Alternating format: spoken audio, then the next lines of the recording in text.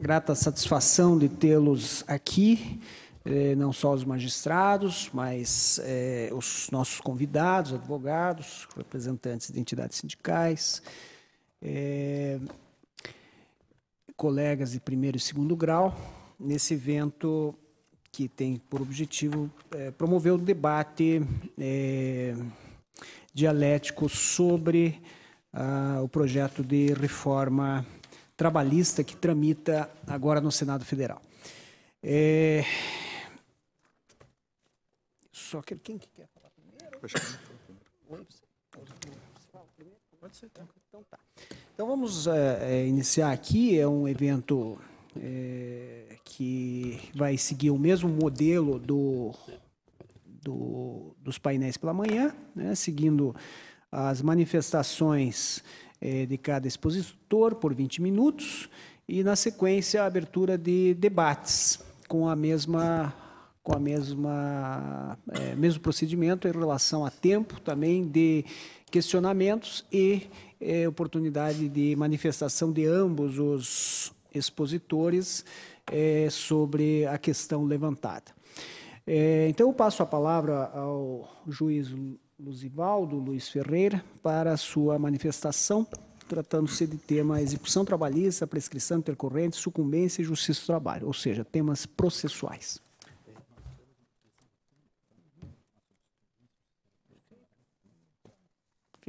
Bom, boa tarde a todos, né? Inicialmente agradeço ao desembargador Elion pelo convite, o Eduardo também pelo convite para estar aqui presente hoje participando desse painel.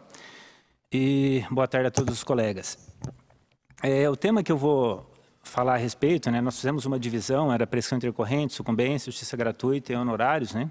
Honorários, sucumbência, justiça gratuita, prescrição e execução. E vou falar um pouco sobre a questão da justiça gratuita, honorários de sucumbência, né? E hoje de manhã o Marcos estava comentando, falando durante a palestra dele, né? A manifestação dele que a reforma foi feita basicamente para a justiça do trabalho. Eu acho que, na realidade, dentre as matérias elencadas no PCL 38/2017, eu acho que o capítulo da justiça gratuita e, inclusive, dos honorários de sucumbência é o que mais é direcionado à justiça do trabalho. Isso por conta do que nós temos visto no dia a dia, né? É comum inúmeros pedidos formulados à inicial, quando, na realidade, no final de uma ação, a quantidade de pedidos acolhidos é muito restrita. Nós temos visto também, ao meu ver, um certo abuso por parte das partes, postulando, às vezes, pedidos que envolvam perícia técnica. Eu trabalho lá em Cianorte, é uma vara onde raramente eu tenho processos que não têm perícia de insalubridade, perícia médica, chega ao cúmulo de... Recentemente nós tivemos um caso lá em que se alegava doença do trabalho porque a pessoa tinha hemorroida, e tudo isso em consequência da inexistência de qualquer despesa. Eu posso inserir na petição inicial uma quantidade infindável de pedidos sem qualquer responsabilidade, porque na realidade, no final da ação, se eu perder, eu não tenho qualquer encargo. Esses dias, apenas a título de ilustração, eu tive uma ação que era um trabalhador do Correio, um carteiro que compareceu na audiência, sozinho, o advogado era daqui de Curitiba e não compareceu, onde a inicial dizia que houve alteração de um plano de cargos e salários de 1998, o cargo de salário era de 1998, e que posteriormente foi alterado em 2000 e pouco, e que essa alteração foi prejudicial a ele, e por isso ele postulava diferenças salariais em função dessa alteração. Até aí tudo bem, não fosse o fato de que o trabalhador tinha sido admitido em 2013 e não se aplicava a ele. Tinha ele e outro trabalhador que sequer conhecia o procurador que os defendia, porque eles receberam uma carta pelo correio falando da ação, e ele estava lá numa ação em que sequer ele tinha direito, a situação da petição inicial sequer se aplicava a ele. E qual a consequência disso? Nenhuma despesa. Ele promove a ação, ao término da ação ele não vai pagar absolutamente nada, então acaba sendo muito cômodo. Então acaba muitas vezes, não podemos generalizar, mas ainda nós temos advogado que acaba não se preocupando com aquilo que se postula e até porque não há qualquer consequência em termos pecuniários. E por isso que eu acho que essa alteração no tocante à justiça gratuita, aos honorários de sucumbência, veio de uma certa forma para tentar coibir isso daí.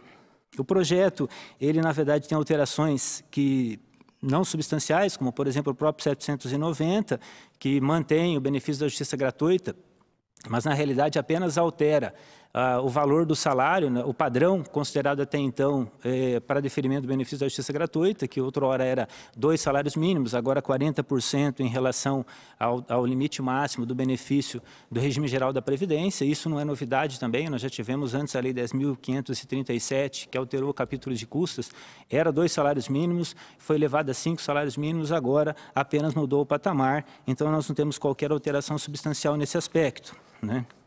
Aliás, eu confesso que eu não consegui entender nem o porquê dessa alteração, porque o salário mínimo está R$ 937 reais, o dobro daria 1.800 e poucos reais, ao passo que 40% do regime geral da Previdência Social vai dar 2.000 e pouquinho. Eu acho que o parâmetro em si não teve qualquer alteração. Também não teve alteração quanto aos beneficiários da justiça gratuita, né? Já que ainda continuou sendo considerado aqueles que percebem salário igual ou inferior a 40% do limite geral da Previdência. Uma alteração que agora consta especificamente no projeto, não constava anteriormente, é a necessidade de comprovação dos requisitos para o deferimento da justiça gratuita. Hoje tem previsão expressa de que tem que haver essa comprovação, mas também não vejo qualquer problema nessa comprovação, já que nós temos a Lei 7.115 de 83, o próprio Código Civil, no artigo 98, ele dá ensejo a que uma mera declaração firmada pela parte ou por seu procurador é suficiente para comprovar essa insuficiência econômica. A única novidade que nós temos é em relação ao CPC, que hoje há necessidade de poderes especiais para que o advogado possa fazer declaração de pobreza. Eu, particularmente, sempre entendi quanto a essa necessidade, já que os efeitos de uma declaração firmada pelo advogado de que a parte não tem condições de arcar com as despesas processuais, ela tem consequências. Se essa declaração não corresponder à realidade, isso pode implicar em prática de crime. Então, eu acho que é necessário poderes especiais para que se faça essa declaração e hoje o CPC, ele contempla essa previsão.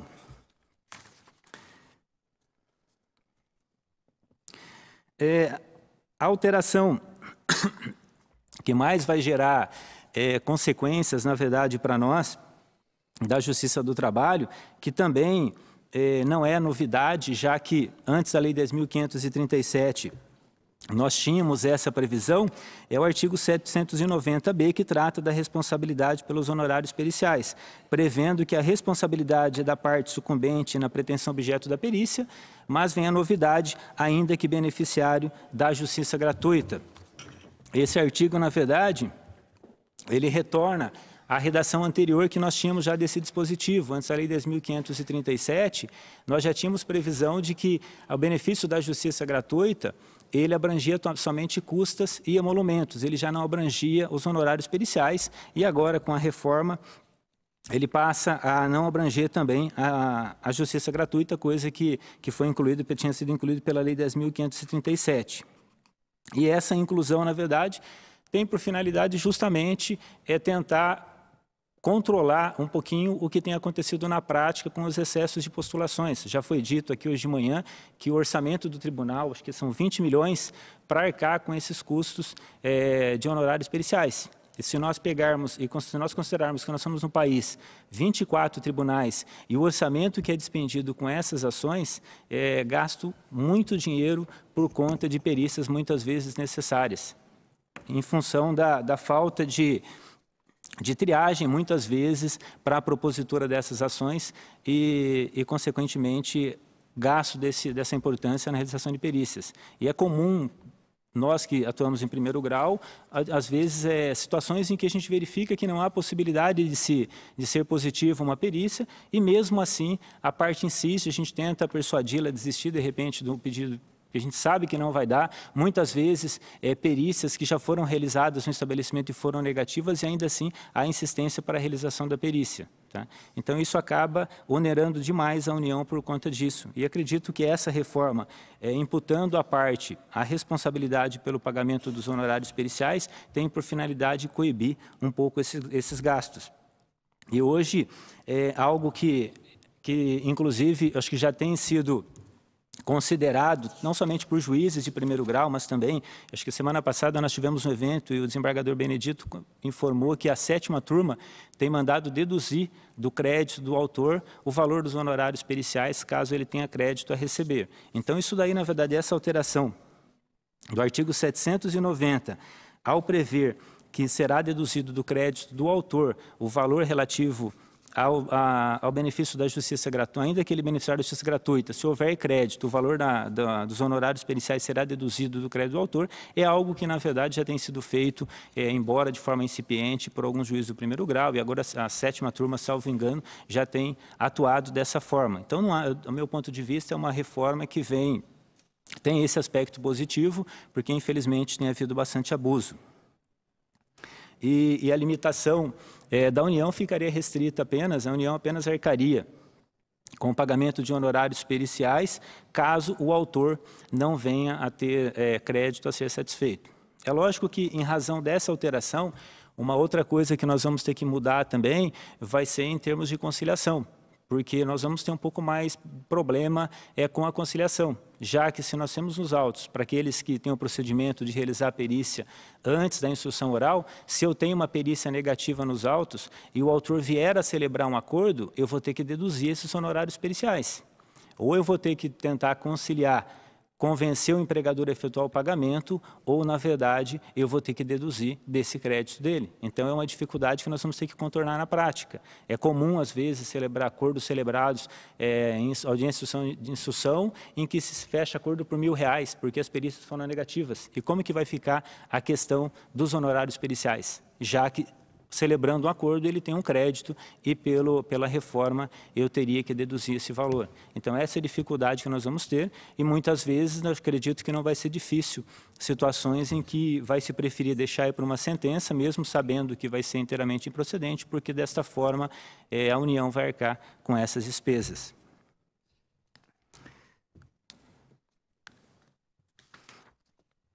Um outro ponto que me preocupa também nessa reforma é o valor dos honorários periciais, porque o 790B, ele prevê que ao fixar o valor dos honorários periciais, o juízo deverá respeitar o limite máximo estabelecido pelo Conselho Superior da Justiça do Trabalho. Na verdade, juízo aqui, ao meu ver, tecnicamente deveria ser mais adequado juízo, embora o projeto utilize a expressão juízo, quando nós sabemos que o juízo não decide nada, o juízo é a unidade, a vara em si deveria utilizar a expressão juiz aqui, né? Mas é um problema, porque na realidade nós temos a resolução do Conselho Superior da Justiça do Trabalho, que trata dessa questão dos honorários periciais em se tratando do benefício da justiça gratuita, que é a resolução do CSJT 66, que fixa em R$1.000. Ela é de 2010, fixava em R$1.000. Hoje, por força do provimento da Presidência e Corregedoria do nosso Tribunal, 1/2011, que foi alterado em 2015, fixa em R$1.302. Nós já temos dificuldade para conseguir peritos para a realização de perícias médicas no Estado e, ao haver esse limite de 1.302, isso vai ser um tanto quanto complicado. Se já é difícil conseguirmos perito fixando um valor superior, imaginem fixando um valor de R$1.300, que é o teto que fixa o projeto. Então, eu acho que isso daí é um ponto que vai ser complicado para nós contornarmos na prática. Até tem, e essa necessidade, muitas vezes, de um valor superior à cota para os beneficiários da justiça gratuita, hoje, na verdade, se não me engano, semana passada também, acho que a sexta turma tem permitido a dedução dos créditos do trabalhador quando há fixação de honorários periciais acima do teto de 1.302, o que exceder é possível deduzir, salvo engano, foi isso que eu vi semana passada, ou seja, reconhecendo também que o valor é irrisório, que o valor é baixo dentro daquilo que nós vimos na prática.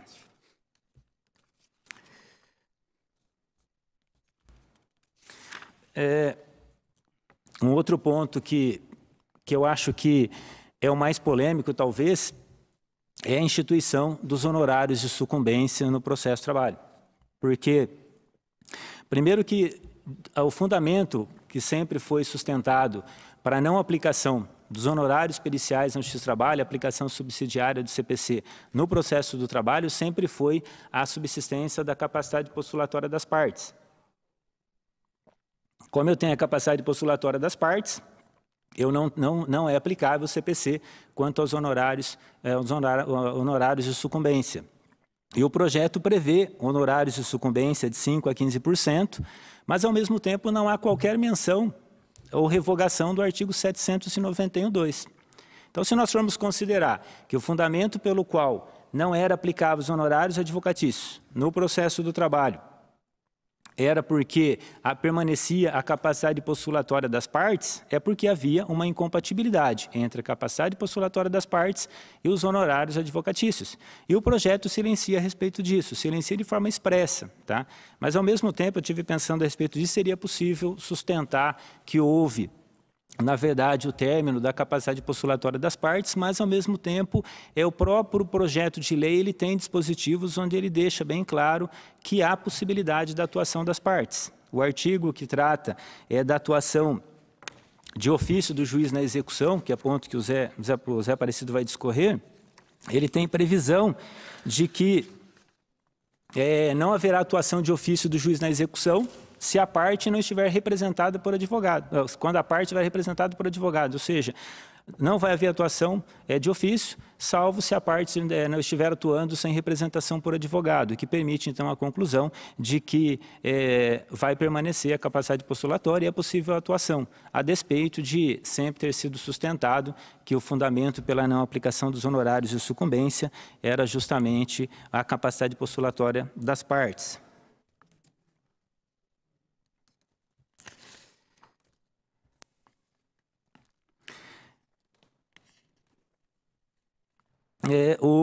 Outra coisa também que eu também não consegui, de uma certa forma, compreender o porquê disso, se nós formos analisar o PLC, em muitas de suas passagens, ele procura dar um tratamento igualitário.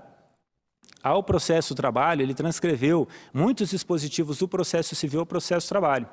A contagem de prazo em dias úteis, que é previsto hoje no CPC 2015, e não era no processo trabalho, agora o 775 tem essa previsão. Capítulos que tratam da litigância de má-fé, que estava no processo civil, veio para o processo trabalho. Então, diversas passagens do processo civil, diversos artigos, eles foram transpostos para a CLT. E no tocante aos honorários de sucumbência, que hoje também será aplicado, se aprovada a reforma ao processo do trabalho, foi fixado o limite 5% e 15%. Quando no processo civil é 10% e 20%. Ou seja, já que a tendência era dar um tratamento igualitário, mesmo assim acabaram mantendo 5% e 15% diferente do processo civil. E aí nós ficamos com a seguinte situação, né? Pelo menos em princípio, se a parte entra com uma ação por meio da assistência judiciária gratuita, representada pelo sindicato, já que aplica a Lei 5584 de 70, subsidiariamente a Lei 5584 de 70 era aplicada a Lei 1060 de 50, né? E os honorários assistenciais eram de 0% a 15%, e com o novo CPC foi revogado a 1060, e agora, segundo o TST, na súmula 219, os honorários assistenciais passam a ser de 10% a 20%. Sendo aplicado o CPC subsidiariamente à Lei 5.584 de 70, nós vamos ter, num caso de assistência judiciária gratuita, honorários assistenciais de 10% a 20%, segundo a súmula 219 do TST, porque aplica subsidiariamente o capítulo da gratuidade de justiça. E, nas demais hipóteses, quando for a parte beneficiária da justiça gratuita, que é diferente da assistência judiciária gratuita, ou nas demais hipóteses, os honorários serão de 5% a 15%, ou seja, é um tratamento diferenciado que eu acho que perdeu-se uma oportunidade, já que queria instituir, de igualar as duas situações. E outra coisa também que há um tratamento diferenciado em relação ao CPC, que no CPC ele trata da gratuidade de justiça. Se a parte beneficiária da gratuidade de justiça for a sucumbente no processo, ela vai ser condenada a pagamento de honorários, todos os encargos da sucumbência, né, as obrigações decorrentes da sucumbência, mas ficará com uma condição suspensiva de 5 anos. E, na CLT, o projeto de lei prevê uma condição suspensiva de exigibilidade de 2 anos. Também houve um tratamento diferenciado, talvez para tentar manter o mesmo prazo da prescrição intercorrente, né, são 2 anos, para tentar igualar o prazo, quando, na verdade, o prazo da prescrição no processo de trabalho são de 5 anos. Se o Supremo entende que a prescrição da ação, a da execução, é a mesma da ação, deveria ter sido, já que resolveu inserir a prescrição intercorrente no processo de trabalho, deveria também ter sido adotado o prazo de prescrição de 5 anos, e não de 2, que na verdade contradiz ao próprio entendimento do Supremo. Hoje o Marlos até disse que é o Supremo dizendo, o Supremo falou isso, então nós seguimos o Supremo. E nesse aspecto não houve, não seguiu o que o Supremo entende, então, quanto à prescrição da execução e da ação. Então, em princípio, eram essas as considerações que eu tinha para fazer, né? Um tema que principalmente a questão da justiça gratuita não gera muita polêmica, é mais a questão mesmo dos honorários advocatícios, né? Eu acho que essa reforma é difícil sustentar, no meu ponto de vista, se eu sou contrário ou se eu sou favorável à reforma trabalhista. Eu acho que existem pontos da reforma trabalhista que eu acho que são positivos, são necessários, e tem outros que eu não concordo, que eu acho que é um pouco de exagero. Mas é difícil, na realidade, tomar partido simplesmente dizendo eu sou totalmente contrário ou eu sou totalmente favorável. Acho que existem aspectos positivos, existem aspectos negativos, e é isso que nós temos que observar e procurar fazer uma análise do projeto de lei de forma imparcial, destituída de preconceito, e procurar fazer também uma autocrítica. Normalmente, eu tenho colegas de grupos do CPC, do país, que quando começamos a falar sobre a justiça do trabalho, eles são totalmente contrários, refratários à crítica. Eu acho que nós temos que ter consciência e fazermos autocrítica também. Temos que fazer uma análise da nossa atuação, se realmente a atuação está de acordo, está atendendo aos anseios da sociedade, e não acharmos que nós somos perfeitos. E às vezes eu vejo colegas se manifestando no grupo que não aceitam críticas, acham que a justiça do trabalho é perfeita, quando nós sabemos que não é. Existem falhas e que nós temos que procurar corrigir. Hoje, como é mencionado pelo Marcos também de manhã, né, a respeito da atuação do TST, que muitas das reformas trabalhistas são direcionadas ao TST, são direcionadas em pontos também onde o TST extrapolou. Nós temos súmulas do TST contraditórias, que eu acho que é necessário fazer uma revisão.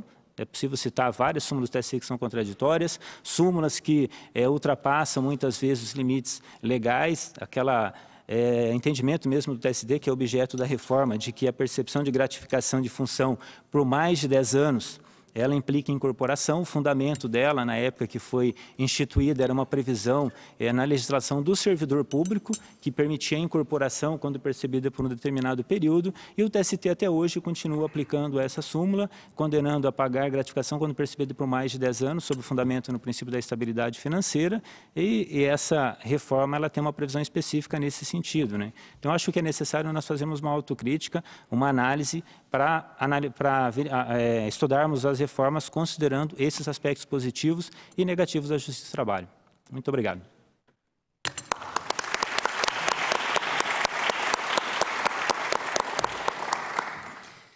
Muito bem, muito obrigado pela participação. Agora eu passo a palavra para o juiz José Aparecido dos Santos. Perfeito, 19h15. Já está aberto. É só eu clicar. Já. Tá, obrigado. Boa tarde a todos. Agradeço o convite da Escola Judicial para conversar com os colegas e com os advogados, servidores, a respeito da reforma trabalhista. Na parte processual, eu vou fazer uma análise mais genérica, mas como foi combinado com o Luzivaldo, eu vou me ater a alguns temas específicos, principalmente a prescrição intercorrente, a questão do grupo econômico e sucessão, mas eu vou tentar fazer uma abordagem um pouco mais ampla a respeito dos problemas que me parecem específicos da reforma trabalhista na parte processual. Então, eu começaria aqui por uma afirmação com a qual eu concordo totalmente, que foi exposta pelo advogado Hélio Gomes Coelho Júnior na última revista, se eu não me engano, da OAB, a revista agora de abril de 2017, em que ele diz: a reforma trabalhista é necessária. Eu concordo em gênero, número, grau com tudo o que ele disse. Mas a que tramita na Câmara veio na hora errada, em ambiente hostil e com um propósito poucos honestos. O Brasil necessita e reclama uma reforma trabalhista, sim, mas com um diálogo responsável e franco com a sociedade.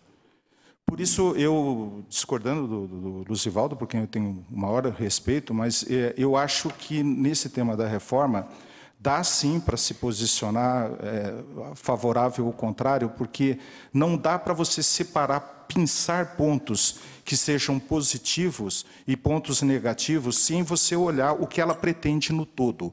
Qual é a reforma no todo? E o grande problema que nós temos na reforma trabalhista é justamente o todo. Eu vou pedir desculpas por eu ter que acelerar e falar muito rapidamente aqui, porque serão apenas 20 minutos, e eu vou tentar dar a maior quantidade possível de informações para os senhores. A qualidade de qualquer reforma, a reforma da minha casa, a reforma religiosa, a reforma de qualquer coisa, depende basicamente, a meu ver, de 3 coisas. Primeiro, um bom diagnóstico de como é que a casa está, qual é o problema que ela tem. O segundo aspecto é definir o que precisa ser modificado. E o terceiro problema é estruturar, verificar o que deve ser mantido e estruturar ele junto com o que vai ser introduzido.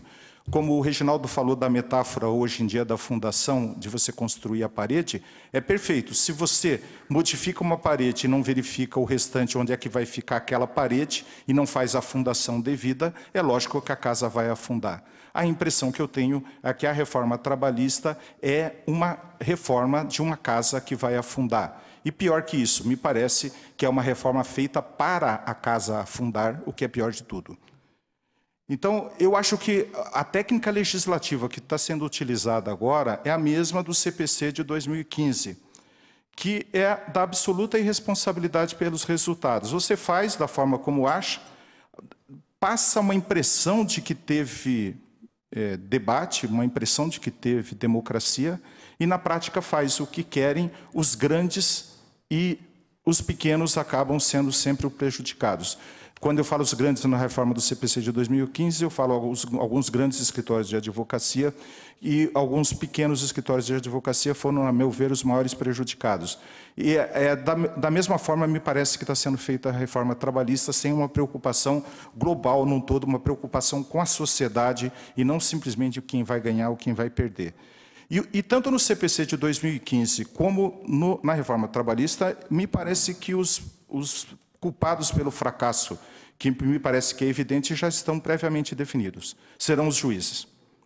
Os juízes, e no caso da trabalhista, os advogados também, porque já se sabe antecipadamente que a culpa do problema trabalhista é dos advogados que atuam de má fé. Vocês verifiquem que, no caso trabalhista, tem uma peculiaridade. Na do CPC de 2015 era muito mais uma questão de estrutura, dos juízes serem renitentes, serem vagabundos, ou então de não compreenderem bem a legislação, a gente precisa deixar mais claro. Já no caso da reforma trabalhista, há um componente adicional. O problema são os advogados trabalhistas que entram toda hora de má fé, com processos de má fé na Justiça do Trabalho. Então, efeitos básicos da reforma na parte processual. Primeiro, o diagnóstico do reformador. O que é que o reformador, e eu vou tentar demonstrar que, justamente, o diagnóstico é o grande problema. Qual foi o primeiro grande diagnóstico do reformador? Eu estou me baseando aqui, principalmente no parecer do deputado Rogério Marinho, que na Câmara apresentou o substitutivo da reforma trabalhista. Então, foi a equipe do deputado Rogério Marinho que definiu quais eram os problemas que assolavam o mundo do trabalho. E lá, o primeiro item, são 3 basicamente os diagnósticos, mas o primeiro diagnóstico é o seguinte: o excessivo detalhamento legal das obrigações trabalhistas constitui um verdadeiro convite ao litígio. Eu acho que aqui já está de cara a primeira face do cinismo da reforma trabalhista. Esse deputado Rogério Marinho escreveu o seguinte: no que tange ao excesso de processos tramitando na Justiça do Trabalho, é certo que muitos deles decorrem do descumprimento intencional da lei pelo empregador. Realmente, a primeira coisa é que o empregador descumpre a legislação. Mas, a ressalva é: mas não podemos desprezar uma grande quantidade que decorra do detalhamento acentuado das obrigações trabalhistas, em conjunto com regras processuais que estimulam o ingresso de ações e a interposição de infindáveis recursos. Quando você olha o que ele falou, parece que a legislação agora vai ficar mais simples, vai ficar mais enxuta, vai diminuir a quantidade de texto para evitar o aumento da interpretação. Pois me parece que é exatamente o contrário. Primeiramente, nada foi feito a respeito do descumprimento intencional pelo empregador da legislação, que é o primeiro item da observação do diagnóstico do deputado. Ele estimula-se esse descumprimento favorecendo claramente o empregador de má-fé. Falei com vários aqui pela manhã e agora também na hora do almoço, o grande problema que nós temos na Justiça do Trabalho é separar o joio do trigo, é separar quem está agindo de má-fé de quem está agindo de boa-fé. O Lucivaldo deu alguns exemplos aqui, todos nós temos um monte de exemplos de casos do que pediu alegou uma doença ocupacional de forma indevida, de forma desnecessária. Assim como nós temos o empregador que traz documentos fraudulentos para o processo, mas nós não podemos esquecer que a questão do sistema, como sistema, é como é que eu distingo aquele trabalhador que está agindo de má fé propositadamente, daquele que de boa fé pede aquilo que não era devido, ou porque desconhecia determinados fatos, ou porque não conhecia a extensão dos fatos. Mas ele tem o advogado para fazer essa distinção. O advogado também, muitas e muitas vezes, age no escuro porque não tem conhecimento de todos os elementos da relação de emprego. Esse é um problema sério que nós vamos ter no sistema a partir de agora, porque agora nós não temos nem sequer o procedimento de exibição de documentos para conseguir obter a informação previamente. Porque nem sequer, não existe mais no CPC o procedimento de exibição de documentos, como uma ação autônoma, como também, por outro lado, se entrar com uma exibição de documentos, da forma como está posta na reforma trabalhista, a intenção é que não há interrupção do prazo prescricional. Então, o advogado fica numa situação muito difícil na hora de propor uma ação atualmente. Não há nenhum critério para distinguir o empresário de má-fé do empresário de boa-fé. E o pior, a boa-fé do empresário é presumida em todo o texto e a má-fé do trabalhador, a todo momento, ela é sugerida. Nada se propõe para facilitar o cumprimento das sentenças pelos pequenos empresários. O colega Márcio falou que, efetivamente, um problema é como que a legislação trabalha diferentemente o grande do pequeno. É verdade, mas o que foi feito para resolver isso? Não há nada, absolutamente nada, para facilitar o cumprimento pelo pequeno e para tornar mais rápida, eficaz e efetiva contra os grandes, até porque quem redigiu o texto foram grandes empresas vinculadas principalmente à CNI e à Fiesp, e é lógico que eles não iam fazer um texto para obrigá-los a pagar mais rapidamente a dívida. Ao contrário. A tática continua a ser a de tratar todos os devedores em pé de igualdade para vitimá-los igualmente. Então, é muito comum no Brasil nós vermos o pequeno empresário assumir as dores dos grandes justamente porque eles são tratados da mesma forma na legislação. Quais são as principais alterações propostas? Então, vocês vejam que grande parte do problema da reforma está muito mais no que ela deixou de fazer do que efetivamente naquilo que ela fez. E olha, estou falando do aspecto processual, né? E ela já não é muito boa no que fez, mas ela é pior ainda no que ela deixou de fazer. Principais alterações propostas. Aumenta o detalhamento das obrigações trabalhistas. Se vocês forem observar, medir texto, vão ser excluídos da CLT pouco texto e vai ser incluído um monte de texto. Pois, além de ter aumentado a regulamentação das regras existentes, ainda incentiva a criação de normas coletivas dispondo sobre os textos legais. O que vai acontecer com isso? Aumento da atividade hermenêutica, não é verdade? Vai surgir dúvidas na interpretação. O que vai surgir disso? Uma tendência no aumento da obscuridade. Ela suprime alguns poucos dispositivos, por exemplo, o parágrafo 1º do artigo 477, que exige a homologação das resilições do contrato, principalmente no caso da chamada do pedido de demissão. O que vai acontecer? Aumento das alegações de pedido de demissão fraudulento, é óbvio. Se antes a gente tinha a válvula de escape de dizer, olha, o pedido de demissão foi homologado no sindicato, portanto, eu parto da presunção quase absoluta, que é isso que os tribunais trabalhistas sempre fizeram, de que ela é válida. Agora não. Agora você não tem mais mecanismo nenhum e é lógico que vai aumentar a quantidade de alegações de pedido de demissão fraudulento perante a Justiça do Trabalho. Ela dificulta o reconhecimento da existência do grupo econômico. Vejam como que está o artigo 2º, o parágrafo 2º. O parágrafo 2º, inclusive, é interessante porque ele até melhora a redação do atual parágrafo 2º.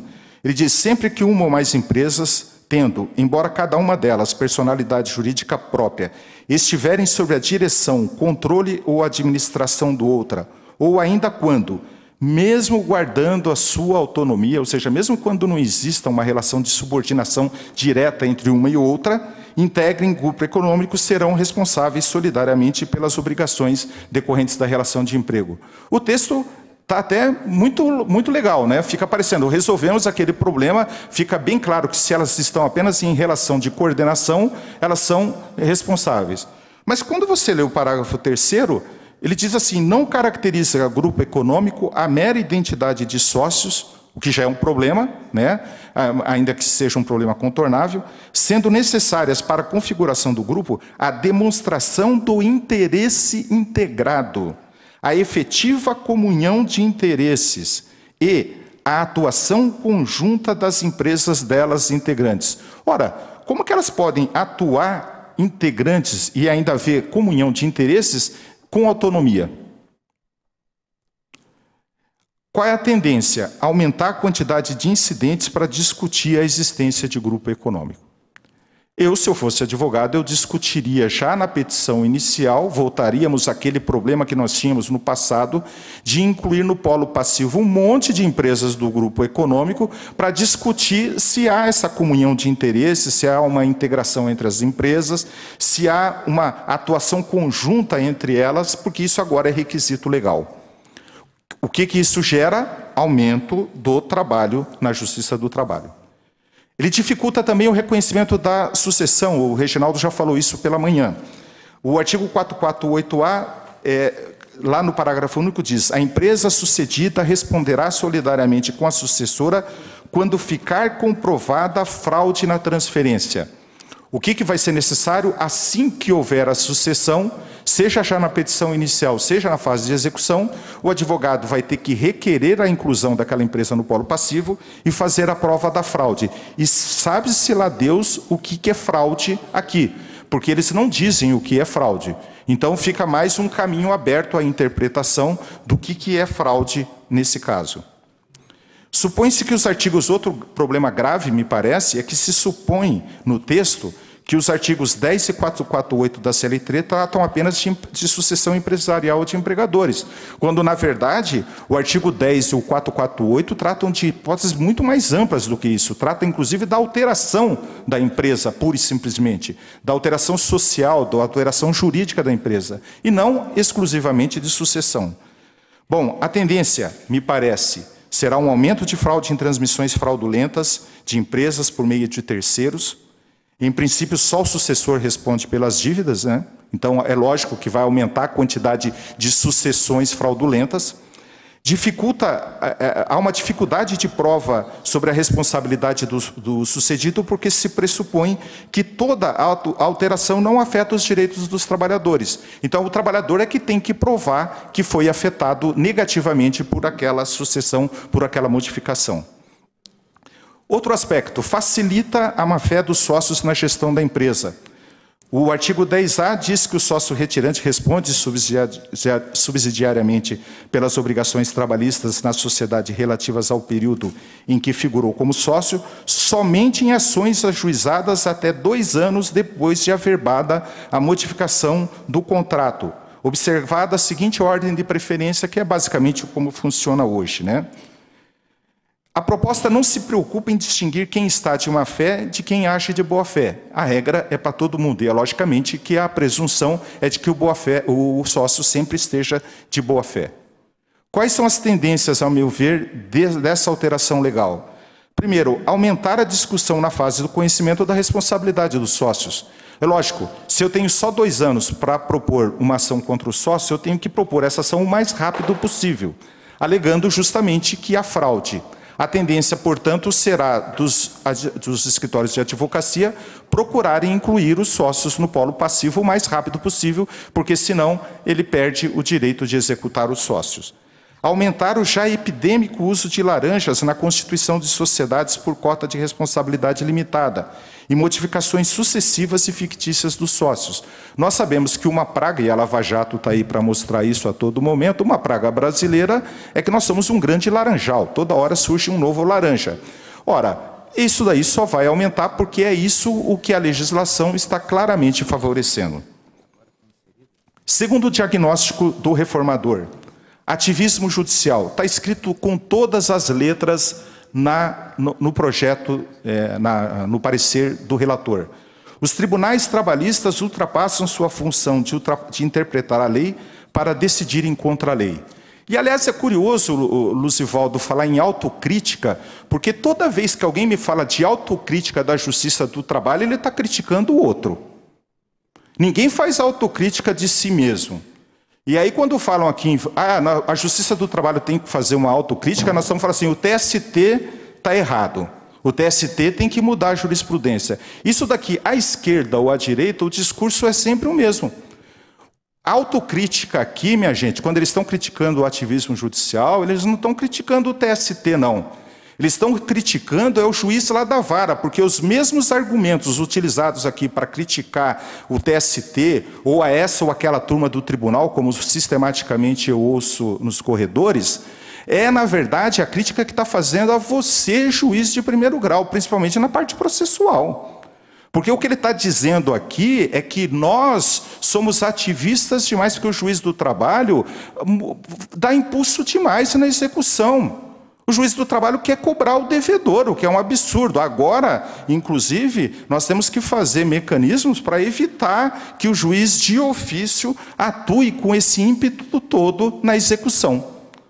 Então, as principais omissões, me parece, a esse respeito a esse diagnóstico deles, é que foi mantido o artigo 765.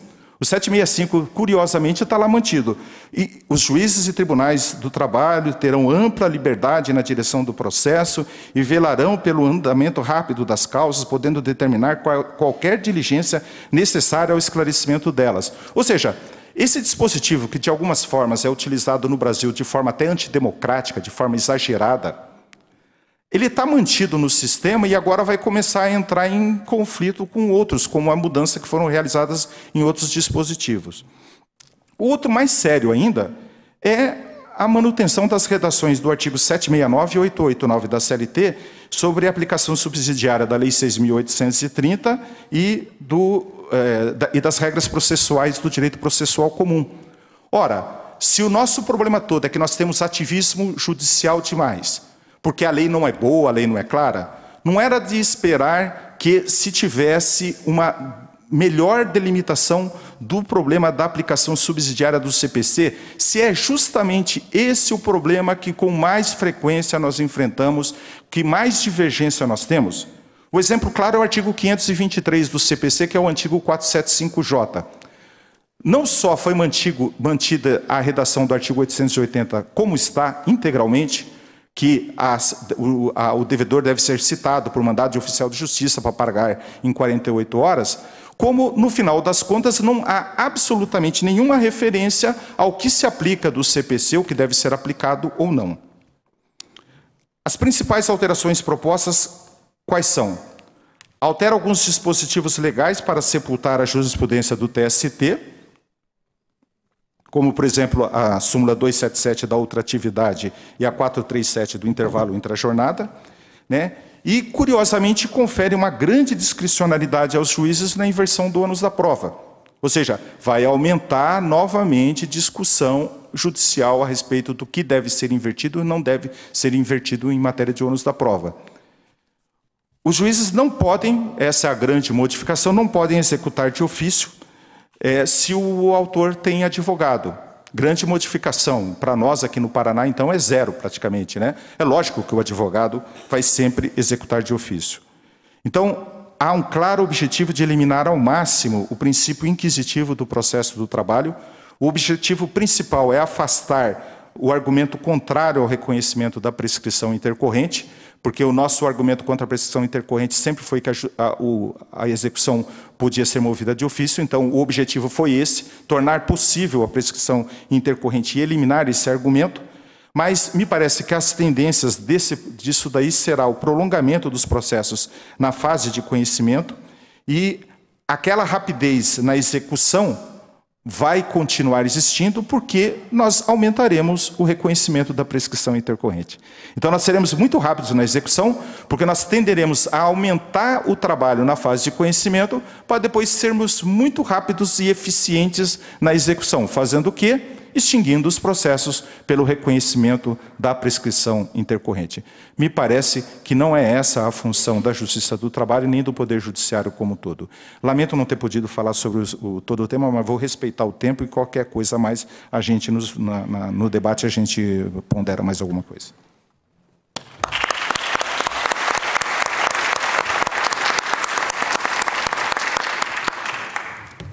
Obrigado, Zé Aparecido, pela sua exposição.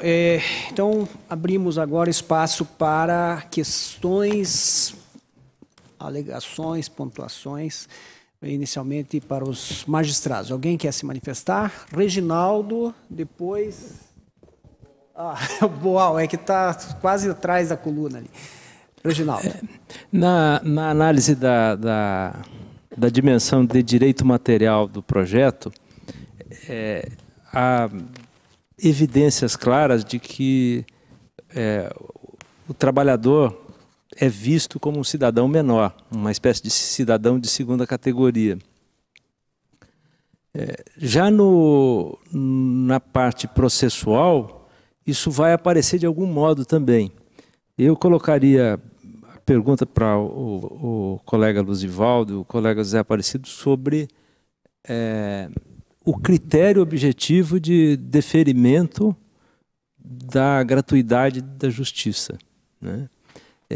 Existe algum paralelo no chamado direito comum? Uma pessoa se submete a um limite máximo de remuneração para ser considerada necessitada? Esse critério pode mesmo ser objetivo? Alguém que... Me parece que o critério objetivo ali é colocado com base no teto do benefício da Previdência, não é? Então, uma pessoa que recebe acima do teto do benefício, mas é portadora de necessidades especiais, tem 8 filhos e 15 cachorros, uma pessoa que pode comprovar isso não deveria ter também direito a essa gratuidade? Não é? É razoável que a justiça seja gratuita para aquela mesma pessoa no juizado especial ou num processo comum, na vara cível, e não seja gratuita na justiça do trabalho? Onde é que nós vamos parar com isso, né? Então, meu questionamento é esse. Então, Luzivaldo. Bom, Reginaldo, na verdade, nós tivemos várias alterações já desse artigo que trata da gratuidade da justiça no processo de trabalho, de 2 salários mínimos foi para 5, voltou para 2, quando na realidade a única alteração que teve foi a elevação, como você mencionou, para 40%. Eu concordo contigo, eu acho que na verdade não deveríamos ter um parâmetro em termos de salário, porque existem outros fatores que deveriam influenciar na fixação, no deferimento do benefício da justiça gratuita. É meio incoerente se nós formos analisar que realmente na justiça comum não existe fixação em critério objetivo. A parte faz o requerimento do benefício da gratuidade da justiça de acordo com a insuficiência dela para arcar com as despesas processuais. Eu concordo contigo, eu acho que na verdade esse parâmetro não é o ideal, não deveria ser fixado em termos de salário e sim permitir em cada caso concreto que fosse verificada essa situação, tá? Concordo contigo, não discordo nesse aspecto não, acho que é necessário mesmo rever esse posicionamento porque tem outras situações, dependendo das necessidades da pessoa, como você mencionou, podem vir a necessitar até por despesas médicas em função de problemas de saúde, às vezes tem uma renda superior, mas o gasto que muitas vezes ela tem em função de familiares com problemas de saúde, que necessitam de um cuidado maior, de uma despesa maior, e às vezes ela ganha um valor superior a isso, não tem condições porque tem uma despesa superior às demais pessoas e nem por isso o critério abriga, né? Muito bem. Zé Aparecido. Eu concordo, não há grande parâmetro, não há nenhum parâmetro legal, eu não conheço nada, inclusive no direito comparado a respeito disso, eu nunca vi algo semelhante a isso. Só que, se você observar bem, talvez o impacto disso, como o Luzivaldo tinha acentuado, talvez seja muito pequeno. Por quê? Porque salário agora é só o salário base, né? Não tem mais adicional de insalubridade, não é salário, quase nada mais é salário. Então, o salário no Brasil de R$2.000, pelo que eu tenho observado nos processos, né, pelos critérios novos, eu acho que a expressiva maioria dos trabalhadores dos que vêm à Justiça do Trabalho se enquadram nesse critério. Então, e é automático, né? Aquele já vai ser automático. O que é interessante ali é a palavra poderão. Os juízes poderão, quer dizer que eles também não poderão. Aí é que está outra ferramenta da maldade. Porque o juiz olha para, eu acho que esse daí ganha muito. Eu não acho que não tem, não. Vai acontecer isso. Eu não vou deferir, não. Já no outro caso, na legislação atual, já era praticamente considerada que o juiz deve, até 2 salários mínimos, conceder a justiça gratuita. Era uma presunção de dependência econômica. A outra coisa que, como o Luzivaldo também falou, é que tem essa questão de, mesmo quem recebe acima de 40% o teto da Previdência, tem a possibilidade dele receber o benefício da justiça gratuita. Mas aí, se ele comprovar, e aí o comprovar vai ser outro sofrimento para o trabalhador, porque como é que ele comprova que ele não tem condição de pagar as custas, que ele tem insuficiência de recursos? É um termo, novamente, ao mesmo tempo, muito subjetivo, por um lado, subjetivo na perspectiva do juiz e muito objetivo na perspectiva do trabalhador, porque ele vai ter que trazer elementos para convencer o juiz. E isso vai ser bem difícil, considerando todo o espectro ideológico que tem por trás da reforma. A reforma está claramente dizendo para nós assim: todo trabalhador que entra com ação trabalhista está de má fé. Então, você tem que restringir esse trabalhador, você tem que ser duro com ele para que ele não venha novamente aqui aumentar o trabalho dos juízes e dos tribunais. Muito bem. O Paulo Boal. Boa tarde. Eu nunca consegui entender, nesses 23 anos que eu estou na magistratura, e nunca apliquei a prescrição intercorrente, porque eu nunca consegui entender a quem interessa a prescrição intercorrente. Não é simplesmente a existência de um crédito. Estamos sendo mecanizados cada dia mais, né? O importante é que nós conseguimos atingir a meta, né? Esvaziando os nossos arquivos, seja ele de um jeito ou de outro. O número de funcionários, o número de servidores depende do tanto de processo que você encerra, seja ele de forma boa ou de forma ruim.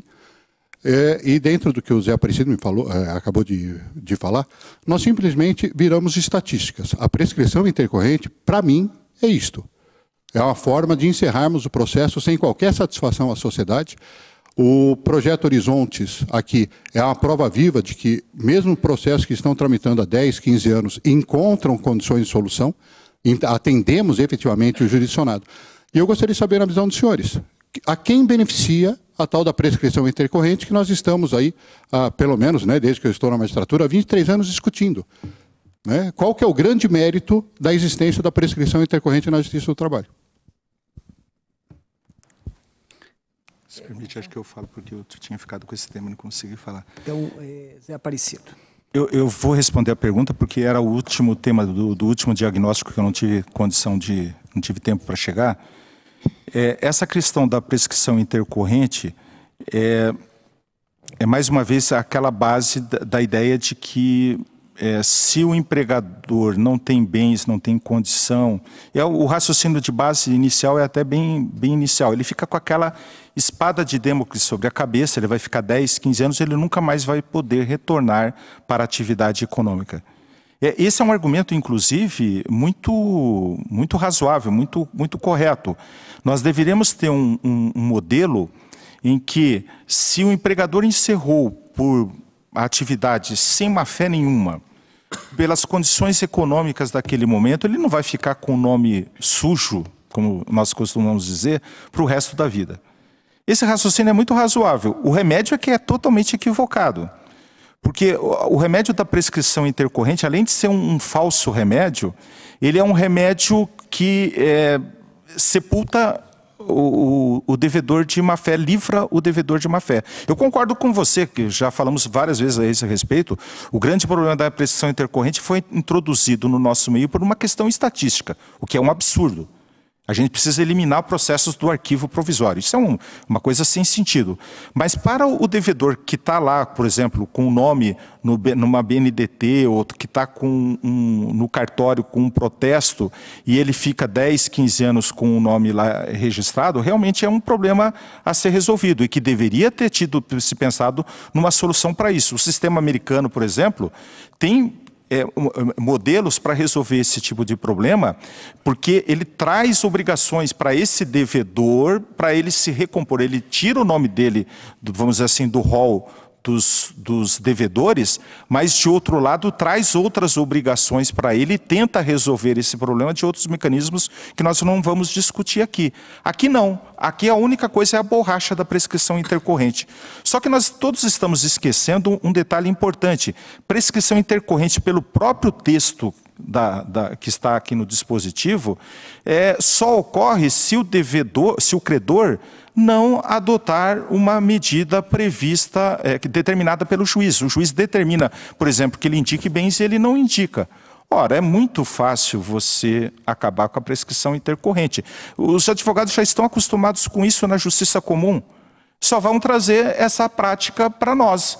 A cada 2 anos, lá perto do recesso, você pega todas as petições de novo e entra tudo de novo pedindo pesquisa no Renajude, no Bacenjude, e aí pronto, voltou a interromper a prescrição intercorrente. Ou seja, é uma medida cínica, porque não resolve a essência do problema e ainda por cima vai aumentar o trabalho do Poder Judiciário e dos próprios advogados. Quando eu falo Poder Judiciário aqui, eu estou falando todos nós que atuamos no sistema, advogados, juízes, procuradores, servidores, todos vão aumentar a carga de trabalho. Porque é lógico que eu vou ter que apreciar todos esses requerimentos, fazer uma nova tentativa e dizer, não consegui, agora indique novos bens. E aí volta mais 2 anos para a prescrição intercorrente. Não sei se o Luzivaldo quer acrescentar alguma coisa. Luzivaldo. Na verdade, só acrescentar uma coisinha. Essa questão da prescrição intercorrente, que dá a impressão que é uma novidade. Eu particularmente... entendo que a própria CLT, se nós formos analisar o 884, parágrafo 1º, dependendo do entendimento que se tem a respeito da execução, se é uma fase de conhecimento apenas, se é um processo sincrético, se a execução no processo de trabalho é sincrético ou não, na verdade o 884, parágrafo 1º, tem previsão da prescrição. E aquela prescrição, se entendemos que o processo é sincrético, se há um sincretismo entre a fase de conhecimento e a fase de execução, aquela prescrição não pode ser outra que não a intercorrente. Na verdade, ao meu ver, sempre teve prescrição intercorrente no processo do trabalho. A prescrição é inércia e tempo, como o Aparecido mencionou.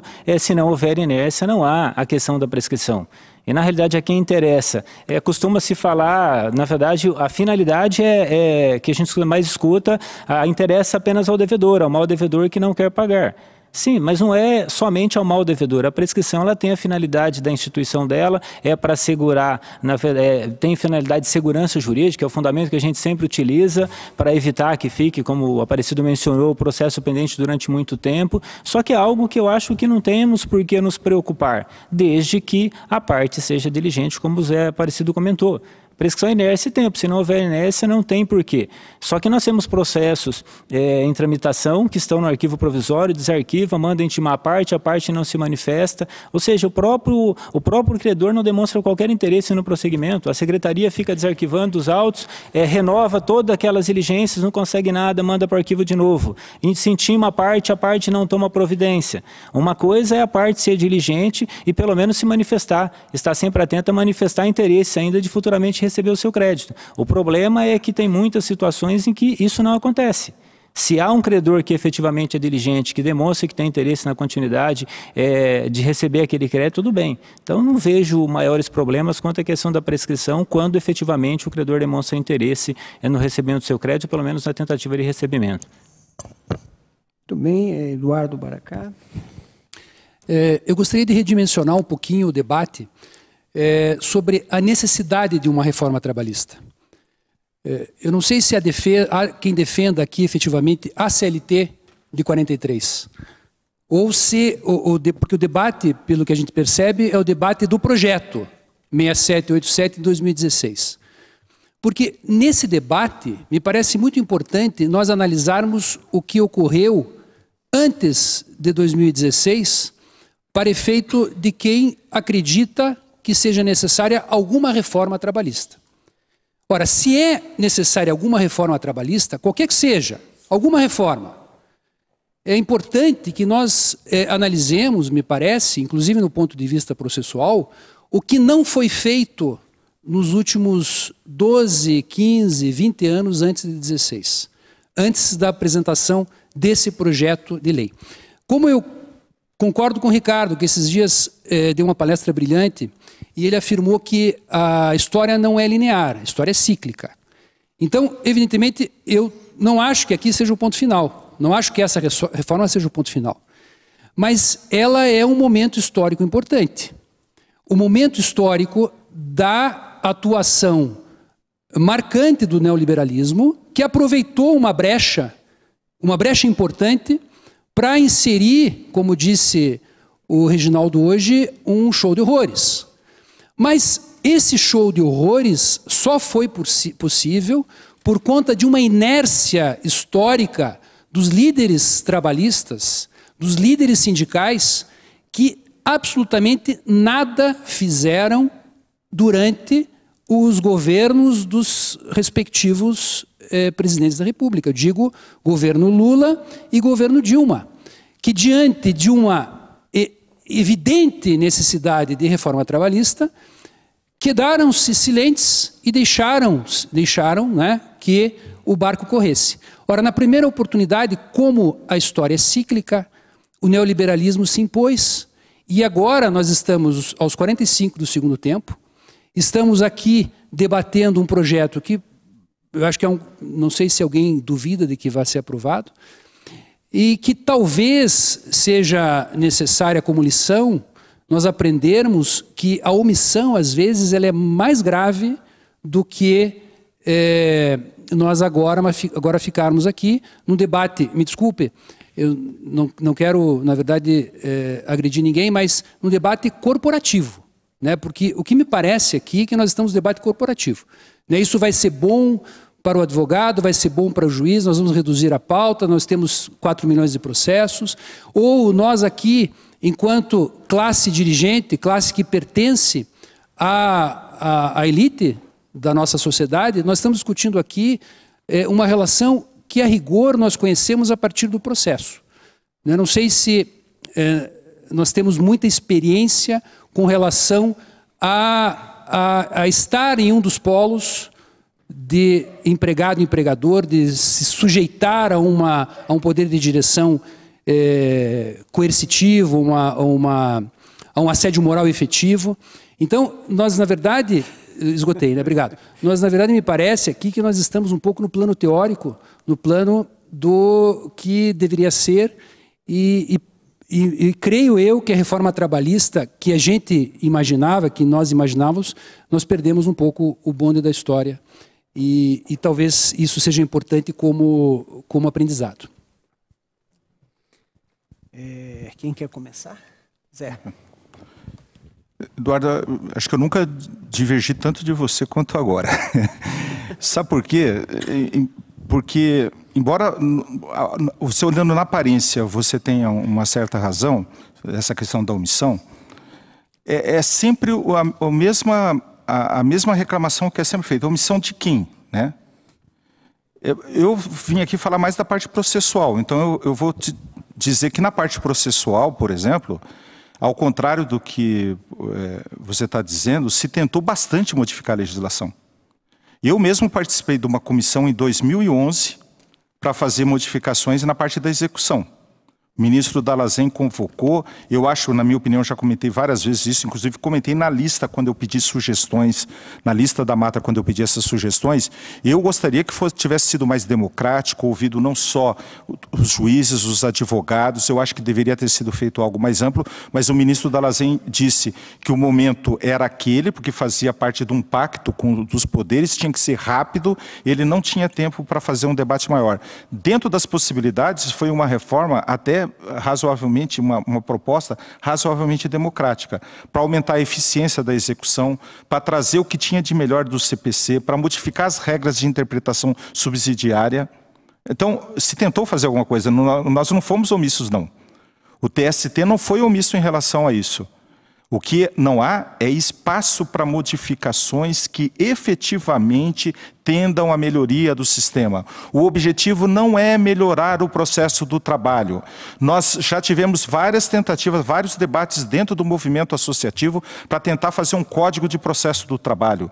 Esse discurso do Código de Processo do Trabalho não passa no Congresso Nacional, porque o Congresso Nacional não está preocupado em que os processos trabalhistas andem demais. Essa molecada, e eu já ouvi falar isso exatamente quando eu entrei na magistratura dessa forma, essa molecada do primeiro grau faz esse processo andar rápido demais. Esse pessoal do primeiro grau é o pessoal muito impulsivo, a gente tem que parar um pouco com esse pessoal.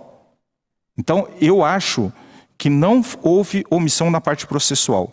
E na parte material, que é onde você tem a razão, eu destacaria o seguinte, houve inúmeros debates em fóruns a respeito de modificação na legislação trabalhista. No primeiro governo Lula, nós participamos, associações, sindicatos, olha, houve um debate enorme a respeito disso. Qual é o problema? Onde é que trava toda a reforma trabalhista no Brasil, desde aquele momento até hoje? No sistema sindical. Nós, do movimento associativo, nós que estudamos o sistema, nós sempre fomos contra a unicidade sindical, a favor da pluralidade, contra a contribuição sindical, o Reginaldo já fez menção disso. Nós defendemos sempre isso. Quem é que a gente consegue convencer no Congresso Nacional a esse respeito? Quase ninguém. Porque o sistema não é feito para funcionar assim. Então, a grande incoerência de toda a reforma é uma reforma desse tipo que mantém o mesmo sistema sindical com o qual nós não concordamos. E não haverá verdadeira mudança no sistema trabalhista brasileiro se não houver, primeiro, uma reforma sindical de base constitucional. Muito bem. Mais alguém? O Cícero. Boa tarde a todos. Eu só queria tecer algumas considerações sobre essas questões. Às vezes eu vejo com um pouco de preocupação o fato de ver a questão de um ponto de vista maniqueísta, de que se quer prejudicar o trabalhador. Porque, veja bem, a lei, acho que uma vez foi até o Paulo Boal que usou essa frase, ela em si ela não é boa nem ruim. Né? Então, veja bem, a partir do momento em que, por exemplo, você restringe determinadas questões, aí, como falou no grupo econômico. Eu particularmente acho que não foi uma boa modificação, mas a pergunta que eu me faço, a partir de determinadas premissas, é possível você afirmar que os pilares do direito do trabalho foram realmente abalados?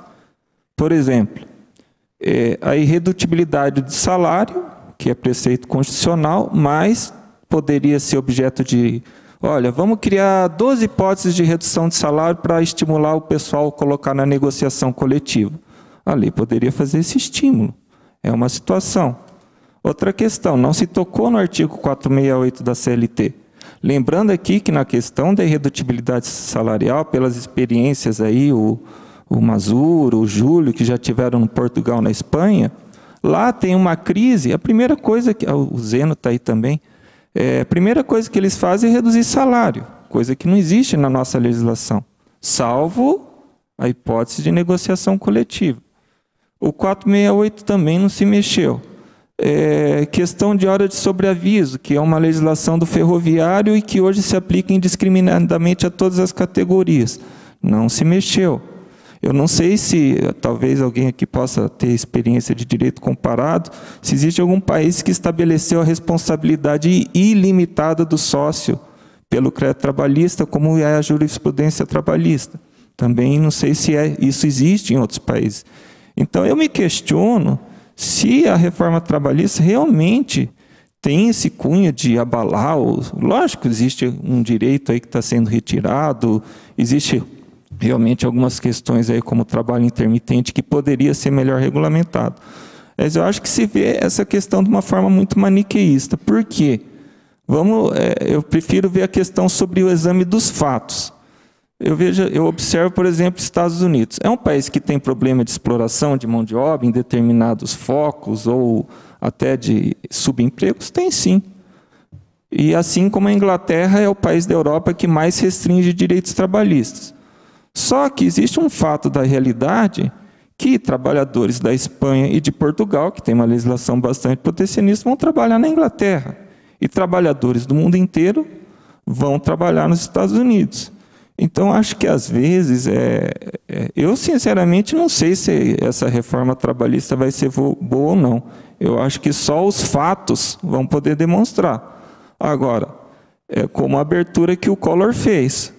Né? Eu acho que ninguém gostaria de voltar para o Brasil da época da carroça. Hoje, você vai em qualquer supermercado, você é inundado de produtos importados. Acho que ninguém abriria mão dos confortos, das facilidades, embora isso tenha implicado num custo na época. Ou, por exemplo, a indústria da confecção, na época da abertura, foi uma quebradeira geral. Mas hoje você vai em Cianorte, vai em Maringá, você tem um parque industrial de ponta.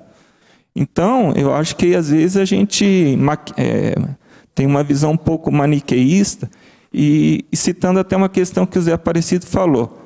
Eu acho que quando eu falo TST, eu estou falando autocrítica. Sabe por quê, Zé?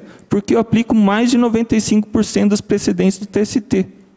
Porque eu não vejo alternativa. O que adianta? Talvez, eu lembro aqui de cabeça de uns 3 ou 4 que eu não aplico. Mas eu aplico todos. Então, quando eu estou falando do TST, eu estou falando de mal de mim mesmo, porque eu sou acomodado dentro desse sistema. E acho errado, sim, que o TST tenha determinadas súmulas que, na prática, são novas leis trabalhistas. Eu não concordo com isso daí. Mas, como juiz, eu aplico.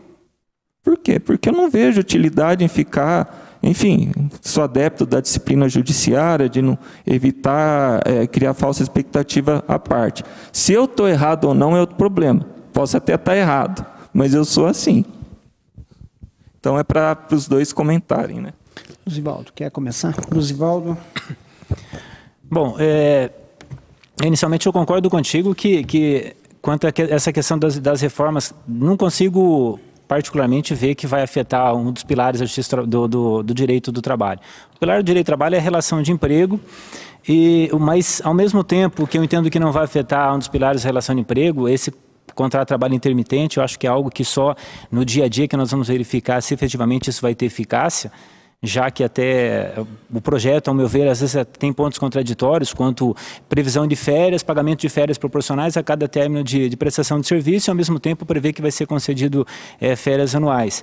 Mas, ao mesmo tempo, eu acho que afeta, sim, determinados direitos do trabalhador, que eu acho que acaba extrapolando. Como eu disse inicialmente, eu não concordo com tudo que tem no projeto, mas tem muita coisa que eu concordo.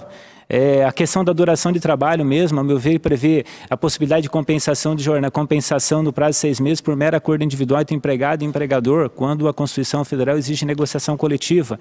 Então, assim, esses pontos, assim, principalmente duração do trabalho, eu acho que extrapola um pouquinho e acredito até que tem muitos aspectos que são inconstitucionais. Tá? Equiparação salarial, que foi mencionado de manhã também, a previsão do mesmo estabelecimento, tem que ser no mesmo estabelecimento, quando na realidade já estava assentado, que é a mesma região metropolitana, que é o custo para o trabalhador, as despesas que ele tem, o custo de vida para ele, na verdade você considera a mesma região metropolitana e não apenas o local de trabalho. Tá? Então tem pontos assim que eu acho que não dá para, por isso que eu disse inicialmente, o Zé discorda de que não dá para pincelar direitos que sejam bons, eu acho que dá sim.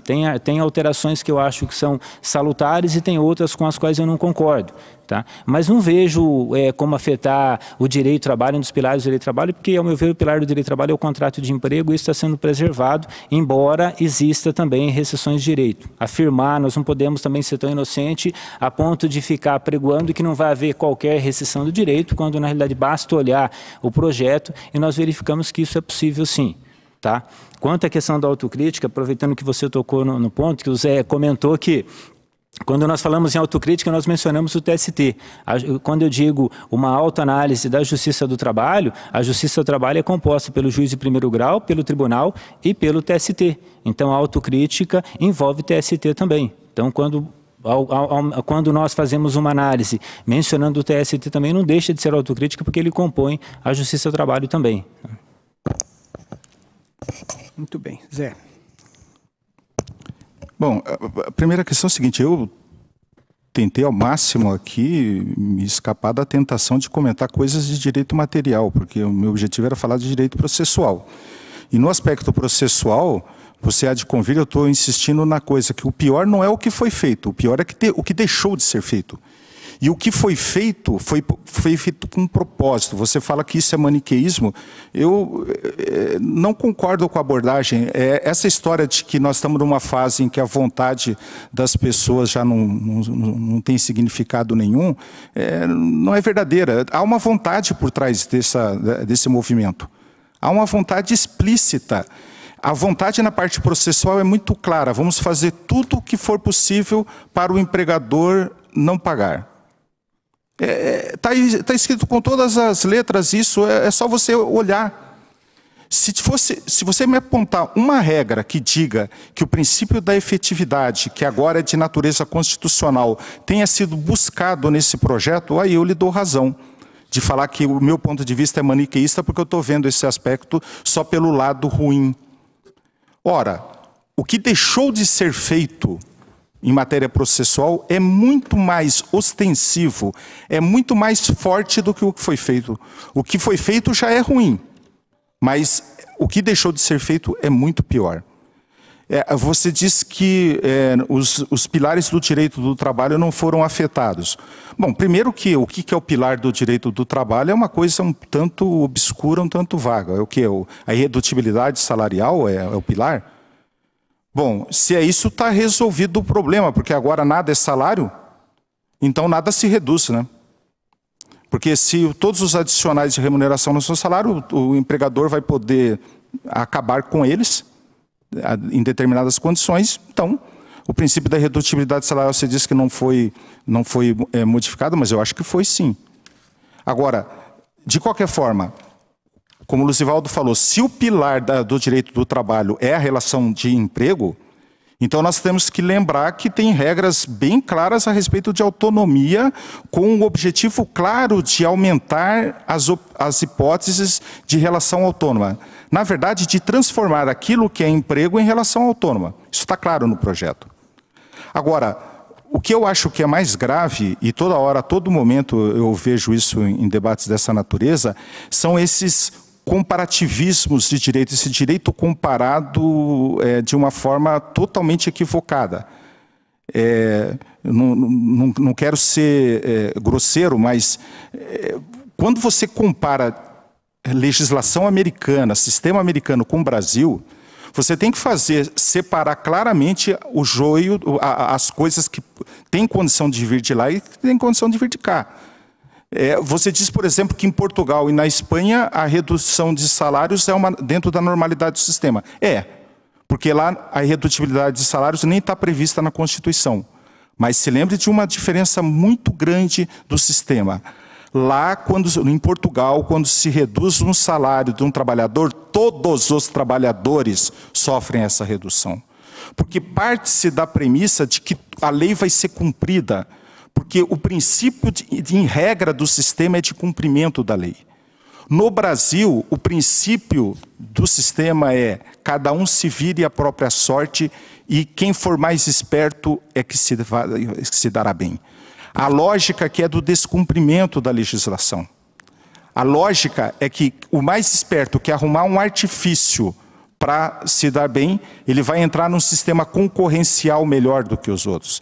A nossa concorrência é deturpada, a nossa legislação é constantemente deturpada. Então, quando você importa uma ideia, um mecanismo ibérico, como essa questão da redução salarial, você tem que lembrar o ambiente cultural em que em que essa regra vai ser inserida. E o ambiente cultural brasileiro é o oposto do praticado em toda a Europa. E por isso não adianta importar esse tipo de mecanismo, que aqui não vai dar certo. Aqui muitas vezes vai gerar exatamente o efeito contrário.